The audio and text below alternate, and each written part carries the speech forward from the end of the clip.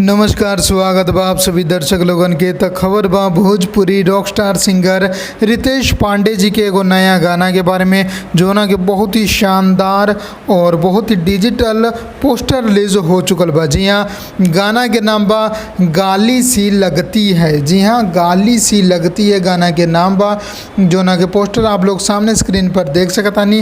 रितेश पांडे जी ई गाना के गौले बाड़े, म्यूजिक डायरेक्टर बाड़े विनय विनायक जी।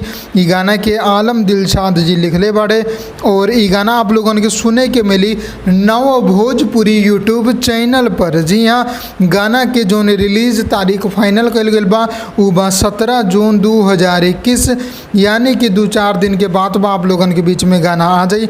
हो से पहले एकर एगो ऑफिशियल टीजर भी आई 15 ना तो 16 तारीख के, तो उहो देखे खातिर इंतजार करम। फिलहाल ई बताई कि आप लोगन के पोस्टर कैसे लागल बा। जी हाँ, और गाना के नाम भी कुछ अलग रखल गया बा, पोस्टर भी कुछ अलग बा, मतलब कि कुछ अलग ता लेके आ रहल बाड़े रितेश पांडे जी, जो कि काफ़ी यूनिक होके वाला बा। तो अगर आप लोगन के ई पसंद आयल बा खबर त के लाइक करी, ज़्यादा से ज़्यादा शेयर करी और भोजपुरी सिनेमा के हर खबर देखे खातिर चैनल के सब्सक्राइब करके बेल आइकन जरूर दबा दी। मिलम अगला वीडियो में। जय भोजपुरी, प्रणाम।